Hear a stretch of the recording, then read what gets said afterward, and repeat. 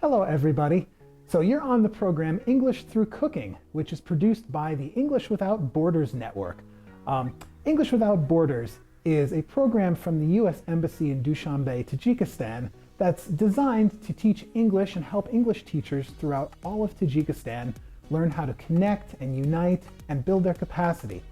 Why are we cooking? Because cooking is fun and everybody loves to cook, and more importantly than that, everybody loves to eat.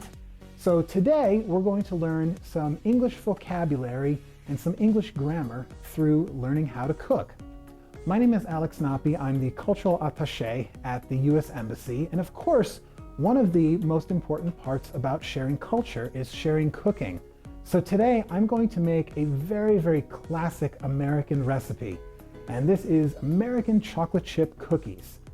Now it'll be a little bit different because I'm going to be using mostly ingredients you can find in Tajikistan. One of the most important being it's very hard to find chocolate chips here in Tajikistan. So I'm going to make up some ingredients and I will show you how you can make your own delicious chocolate chip cookies without actually needing to bring in ingredients. All things that you can find right here in Dushanbe. So let me show you what we have today. Making cookies in general takes about 4 steps. So the first thing that you always put in cookies is you mix together some sort of fat and some sort of sugar. So today, for our fat, we're going to be using butter. In some cookie recipes, you'll use oil instead. For the sugar, I use 2 different kinds of sugar. So I use traditional white sugar that you find everywhere in every market. I'm also going to be using brown sugar. Brown sugar, I think it's possible to find in Dushanbe, but it might be a little difficult. I like brown sugar because it makes recipes more rich and a little more flavorful.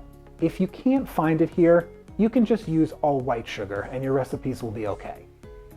So after you add the fat and the sugar, the next thing you add is what we call wet ingredients. So wet ingredients are things like water, oil, eggs, vanilla, juice if you're using juice in a recipe, anything that's wet, as opposed to dry ingredients. And so in today's recipe, we have just a couple wet ingredients. One of them is eggs. You'll find eggs in almost every recipe. The other one, this is vanilla extract. So this is made by taking the vanilla bean and submerging it in some type of alcohol, either vodka or rum, for a very long time until it turns into vanilla extract. Vanilla extract is delicious in most baked goods, in cookies and cakes. It's also a little bit hard to find in Tajikistan, and so if you can't find vanilla extract, there are a couple things that you can use to add flavor to your food. One of them could be something like bourbon or rum, if you want to put alcohol in your food. You also could use honey, and you find honey all over the place in Tajikistan. If you're going to use honey to add flavor instead of vanilla extract, remember that honey is sweet, so use just a little bit less sugar. I should also mention, for anybody that cooks using something like rum or bourbon, when you cook or when you bake, all of the alcohol boils off. So there actually isn't any alcohol left in your recipe. If you're somebody that doesn't drink alcohol, that's totally okay because there's none left in the actual cookies. All you get is flavor. So that's step 2. Wet ingredients. Step 3 is dry ingredients, the most important of which is flour. Most recipes have flour in it. In this recipe, I'll also use baking soda. What baking soda does is it makes your baked goods rise a little bit. I will also use a little bit of salt. You find salt in most baking recipes just to balance out the sugar. All right, so that's step 3. That's what we call our dry ingredients. Step 4 is all the fun stuff. Step 4 is what makes chocolate chip cookies chocolate chip cookies. And so I like to use a lot of fun stuff in my cookies. And so today, we don't have chocolate chips, but what I'll do is I'm going to cut up chocolate bars, which you can find everywhere in Tajikistan. I'm also going to put some nuts in cookies. In this case, I will use walnuts. That's my favorite nut to use in a cookie. And because these are extra special, since this is the first program of English Through Cooking, I will also put in M&Ms into these cookies to make them extra delicious. Let me talk about one English thing very quickly, and that's actually the word to cook. So the word to cook is a very general word that we can use for a lot of different situations. You can cook meat, you can cook vegetables, you can cook fish. You can also cook breakfast, lunch, or dinner. I can cook inside, I can cook outside. I can cook by myself, I can cook with somebody. It's a little bit like the Russian word готовить, where you can use for a lot of different situations. One situation that you shouldn't use the word cook is when you're making cookies, or cakes, or pies, or breads. It sounds a little strange in English to cook a pie. Instead, you use the word bake. So we bake a pie. Or today, I am going to bake cookies. I'll show you just a couple of the other tools I'm going to be using today. We call these measuring cups. You can see they look more like a cup. And this is for things like flour and sugar. We call these measuring spoons. Obviously, they're spoons. I'll also use a couple different other kinds of spoons for my recipe today. I've got a big knife so that I can chop up the chocolate. Here's another good English word, to chop. So to cut something might mean I cut it once. When I chop, I cut it into little pieces. So because I'm going to take these chocolate bars and make them from one chocolate bar into a lot of little pieces, I'm going to chop them. And that's how we use the word chop. The other couple things that I have today, I have a bowl that I will mix everything in. And finally, I have cookie sheets. That's exactly what these are called in English, is a cookie sheet. I think it's time to start cooking. So, step one, of course, is to mix the sugar and the fat. So we're going to use our 2 kinds of sugar. And for these cookies, we'll use 1 cup of white sugar and 1 cup of brown sugar.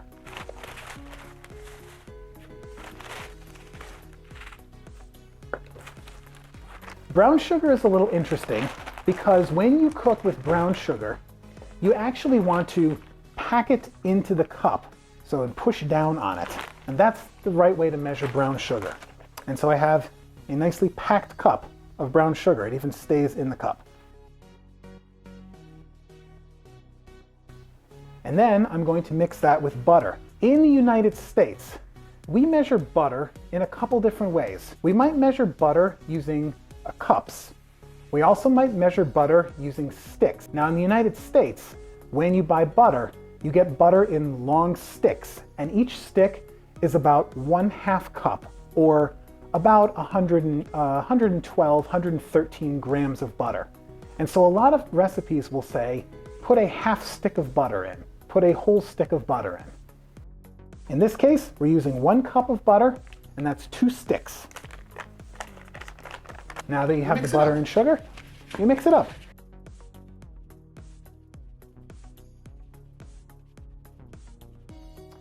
Okay, now that we've mixed together our butter and our sugar, it's time to add the wet ingredients.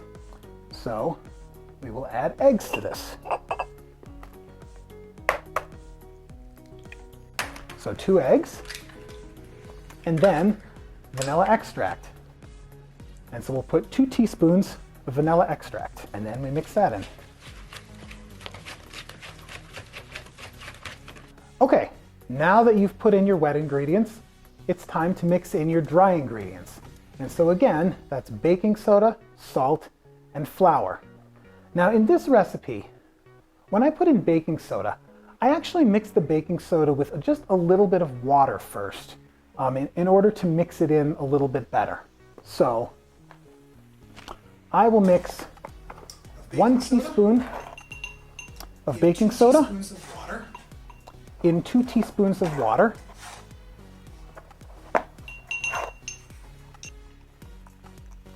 Mix it up and put it in.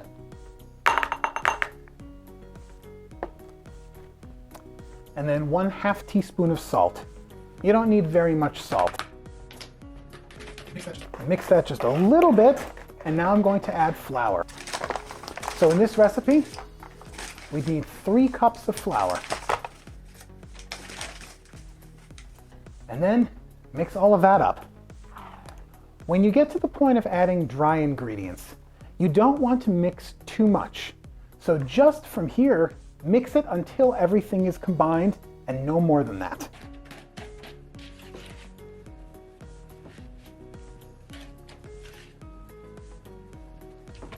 At this point, everything should be mixed in, and you have a nice soft dough that's very easy to handle. With some cookie recipes, it's a little easier to use cold dough, so you might put it in the refrigerator for maybe an hour before you make cookies. With these cookies, you don't need to. This dough is very easy. This is probably a very good time to turn on your oven.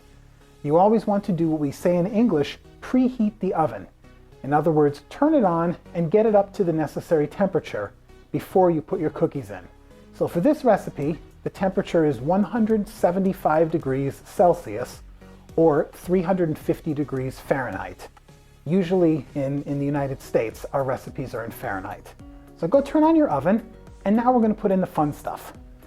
So now we're going to chop up some chocolate and some walnuts so we can put that in this recipe. I use about 3 chocolate bars, so I have lots of chocolate. The more chocolate in the cookies, the better they are. If you're trying to measure this out perfectly, I might use about 2 cups of chocolate chips or chocolate chunks.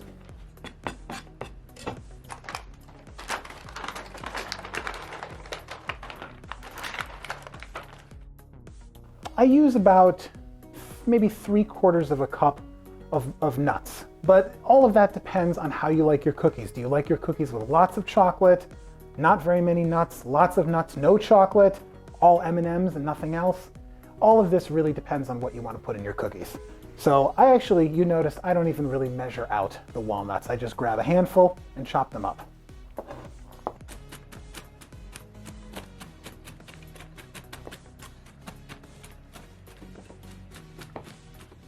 And then all of this goes in the cookies.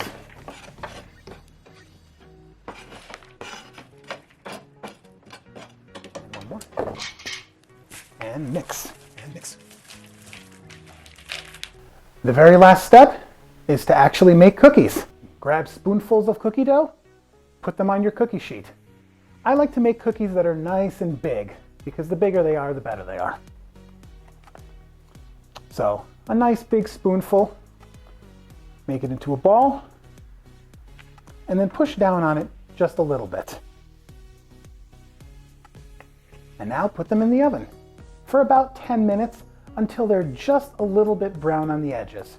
You of course don't want to overbake them, otherwise your cookies will get very hard.